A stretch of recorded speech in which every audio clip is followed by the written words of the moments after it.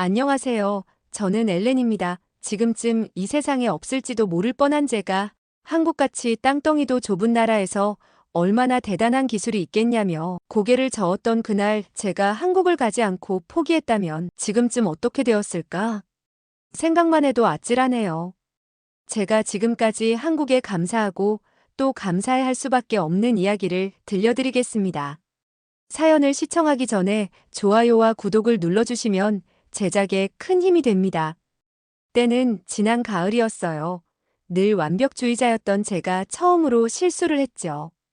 클라이언트와의 중요한 미팅 도중 갑자기 심한 어지럼증이 찾아왔고 프레젠테이션 화면이 두 겹으로 보이기 시작했죠.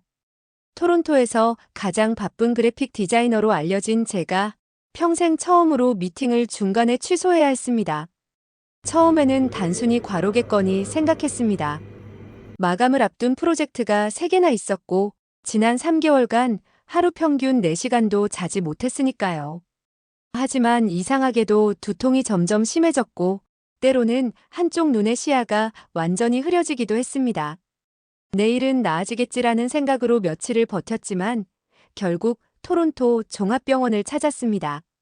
대기실에서 예전에 작업했던 광고 캠페인 포스터들을 보며 이게 다 일시적인 거라고 며칠 쉬면 괜찮아질 거라고 스스로를 안심시켰죠.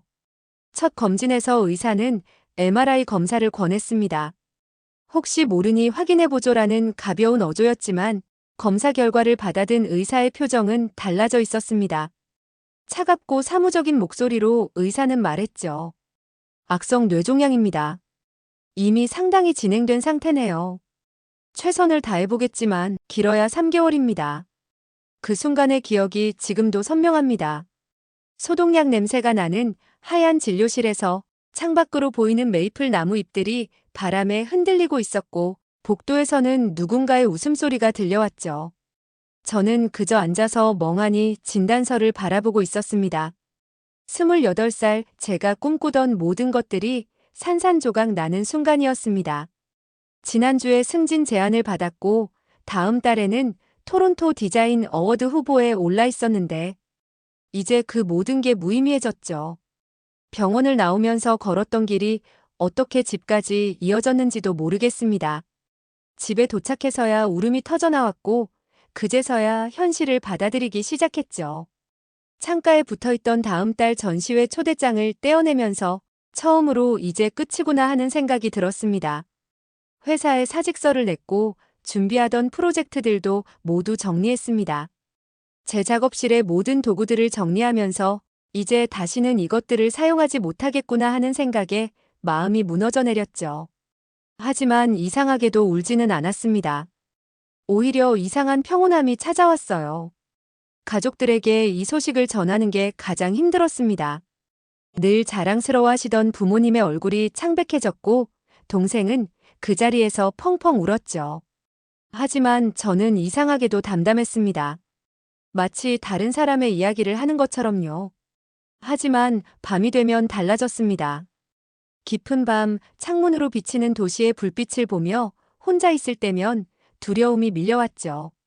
아직 하고 싶은 것도 보고 싶은 것도 많은데 정말 이대로 끝나는 건가 싶을 때쯤 한국에 발달된 의료기술에 대한 뉴스를 우연히 보게 되었습니다. 뇌종양 치료 성공률이 세계 최고 수준이라는 내용이었죠. 잠시 희망이 스쳐 지나갔지만 이미 시간이 얼마 남지 않았다는 생각에 그저 한숨만 나왔습니다. 그때 제 오랜 친구 소피아가 찾아왔습니다. 그녀는 세계 각국을 다니는 여행 블로거였죠. 평소 같았으면 그녀의 여행 이야기가 부럽기도 하고 지루하기도 했을 텐데 그날은 달랐습니다.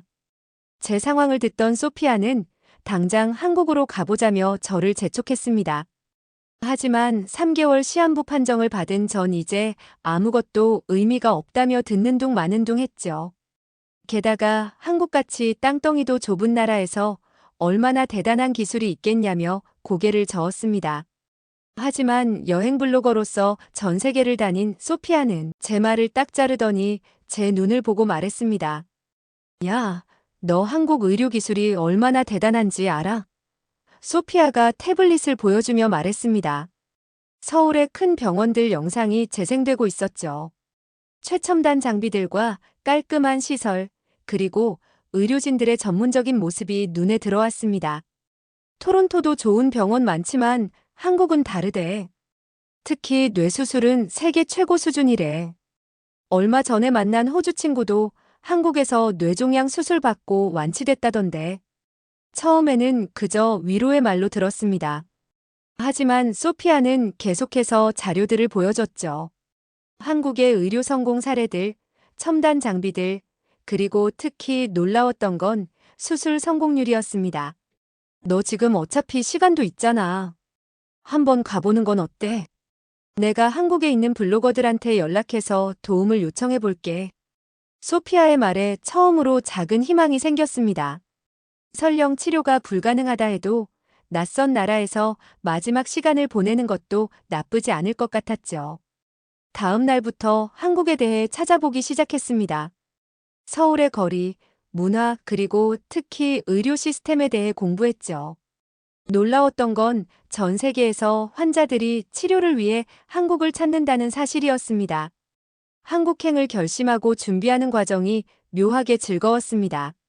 마치 죽음을 향해 가는 게 아니라 새로운 모험을 떠나는 것 같은 기분이었죠.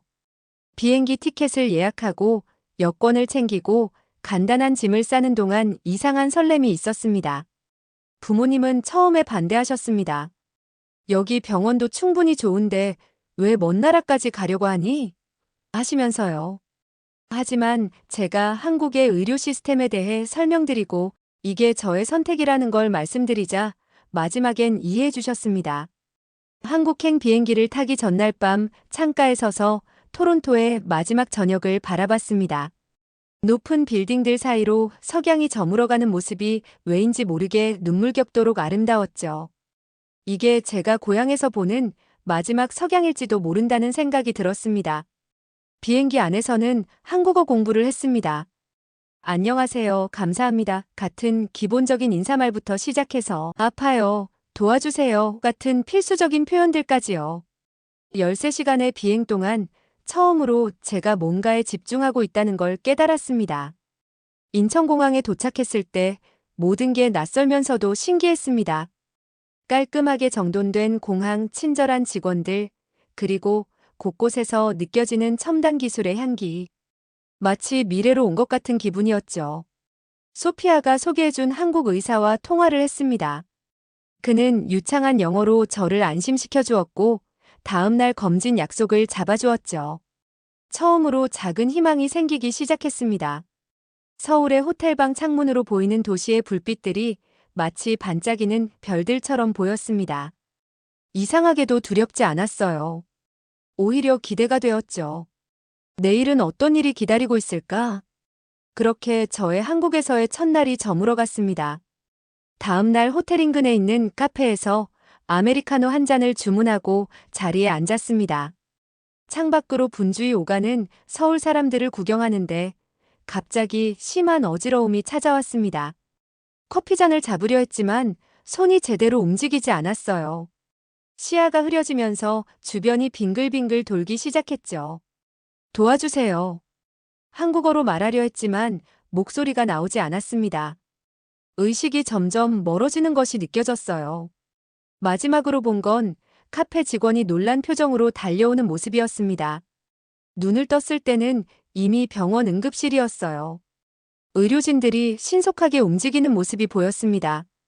놀라웠던 건 모든 게 완벽하게 체계적으로 움직인다는 거였죠. 마치 정밀한 시계처럼요. 괜찮으세요? 너무 걱정 말아요. 우리가 잘 해결해 보겠습니다. 그의 목소리에는 따뜻함과 전문성이 동시에 묻어났어요. 검사가 시작됐습니다. 토론토에서 받았던 것보다 훨씬 정밀한 MRI 촬영이 이루어졌고 의료진들은 모든 결과를 꼼꼼히 분석했습니다. 특히 인상적이었던 건 AI 진단 시스템이었어요.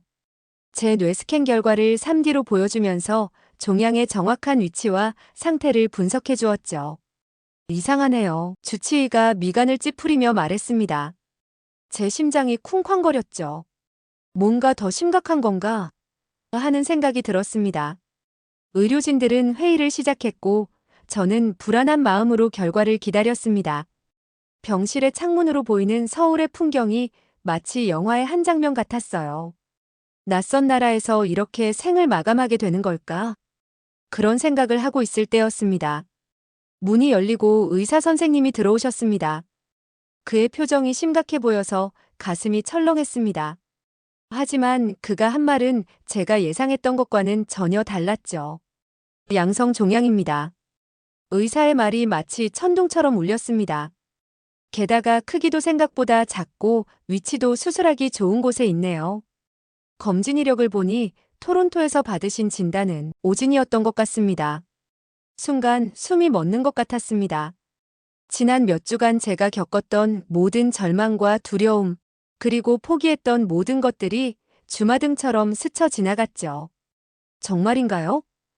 제 목소리가 떨렸습니다. 의사는 모니터를 켜고 3D 영상을 보여주었습니다. 최첨단 AI 진단 시스템이 만들어낸 정교한 뇌구조도였어요. 여기 보이시죠? 종양의 경계가 명확하고 주변 조직과 잘 분리되어 있습니다. 한국의 최신 수술 로봇을 이용하면 매우 정밀하게 제거할 수 있어요. 눈물이 흘러내렸습니다. 기쁨인지 안도인지 분간할 수 없는 감정이 가슴을 가득 채웠죠. 의사는 부드러운 미소를 지으며 휴지를 건네주었습니다. 우리 병원은 이런 케이스를 1년에 수백 건씩 수술합니다. 성공률도 99% 이상이에요. 걱정하지 마세요. 그의 말에는 자신감과 전문성이 묻어났습니다. 토론토에서 만났던 의사의 차갑고 사무적인 태도와는 완전히 달랐죠. 이곳의 의료진들은 제게 희망을 주려 노력했고 모든 과정을 상세히 설명해 주었습니다. 수술 날짜가 잡혔습니다. 그동안 제 상태를 면밀히 관찰하기 위해 입원하기로 했죠. 병실은 마치 호텔 같았습니다. 깔끔한 인테리어, 최신식 병실 시스템, 그리고 창밖으로 보이는 서울의 풍경까지. 특히 감동적이었던 건 의료진들의 세심한 배려였습니다. 매일 아침 회진 때마다 영어로 된 상세한 설명을 준비해왔고 제가 불안해할 때마다 시간을 내서 이야기를 들어주었죠. 한국의 의료 시스템은 제가 상상했던 것보다 훨씬 발전되어 있었습니다. 모든 검사 결과가 실시간으로 통합되어 관리되었고 의사와 간호사들은 태블릿으로 제 상태를 실시간으로 체크했죠. 심지어 병실 벽에 설치된 스마트 모니터로 제 검사 결과와 치료 계획을 직접 확인할 수도 있었습니다. 부모님께 전화를 걸어 이 소식을 전했을 때 어머니는 전화기 너머로 흐느끼셨습니다. 정말 하느님께서 우리 딸을 지켜주시는구나. 아버지도 평소와 달리 목이 메어 제대로 말씀을 못하셨죠. 수술 전날 밤 창밖의 서울 야경을 바라보며 생각했습니다. 죽음을 준비하러 왔던 이곳에서 오히려 새 삶을 찾게 될 줄이야. 인생이란 참 예측할 수 없는 것이구나 하고요. 수술은 성공적이었습니다. 제가 의식을 되찾았을 때 처음 든 생각은 살았구나. 였습니다. 회복 과정에서 저는 한국 의료 시스템의 진정한 가치를 깨달았습니다. 그것은 단순히 최첨단 장비나 뛰어난 의술만이 아니었어요. 환자를 인격체로 대하는 태도, 섬세한 돌봄, 그리고 치료 과정에서의 투명성이었죠. 특히 감동적이었던 건 김수연 간호사님이었습니다. 그녀는 제 담당 간호사였는데 매일 아침 밝은 미소로 인사를 건네며 영어로 대화를 나누려 노력했죠.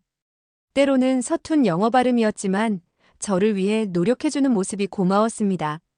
재활치료도 체계적이었습니다. 물리치료사, 작업치료사, 심리상담사가 팀을 이루어 저를 돌봐주었고 모든 과정이 디지털 시스템으로 꼼꼼히 기록되고 관리되었죠. 회복실 창문 너머로 보이는 작은 정원에서 산책을 하며 저는 많은 것을 생각했습니다. 죽음의 그림자에서 벗어나 이렇게 다시 햇빛을 느낄 수 있다는 게 얼마나 감사한 일인지. 그리고 이 모든 것을 가능하게 해준 한국의 의료진들에 대한 깊은 감사함도 느꼈죠. 퇴원하는 날 의료진들이 작은 송별회를 열어주었습니다. 김수연 간호사는 직접 만든 작은 카드를 선물해 주었고 주치의 선생님은 앞으로의 관리 방법을 자세히 설명해 주셨죠. 비행기를 타기 전 마지막으로 서울의 거리를 걸어보았습니다. 이제는 모든 것이 달라 보였어요. 높은 빌딩들, 바쁘게 오가는 사람들, 그리고 도시의 활기. 이 모든 것이 새로운 시작을 알리는 것 같았습니다. 토론토로 돌아와 새로운 삶을 시작했습니다. 제 작업실로 돌아와 모든 것을 다시 정리하면서 이번 경험을 통해 배운 것들을 생각했습니다. 때로는 가장 절망적인 순간이 새로운 희망의 시작일 수 있다는 것. 그리고 진정한 의료란 단순히 병을 고치는 것이 아니라 환자의 삶 전체를 보살피는 것이라는 걸요. 지금도 가끔 서울에서의 시간을 떠올립니다. 제 인생의 가장 어두운 순간이 가장 밝은 빛으로 바뀐 그곳에서의 기억을. 그리고 그때마다 감사함을 느끼죠. 한국의 의료진들에게, 그리고 제게 두 번째 기회를 맞을 수 있게 한국을 알려준 소피아에게 말이죠. 저는 지금도 한국에 살고 계시는 분들이 너무 부럽답니다. 선진국들에 비해서 나라의 크기는 작지만 의료기술 하나만큼은 정말 뛰어나서 해외로 수술받으러 가도 되지 않고 말이죠. 오늘도 창밖을 바라보면서 한국에 감사하는 마음으로 살고 있습니다. 고마워요, 한국. 사연 잘 들으셨나요? 저도 한국에 사는 걸 참 다행으로 여기며 감사하는 마음으로 하루를 보내고 있습니다. 이렇게 여러분들과 만날 수 있다는 것도 참 행운이고요. 이상으로 오늘 사연을 마치겠습니다. 좋아요와 구독 부탁드려요.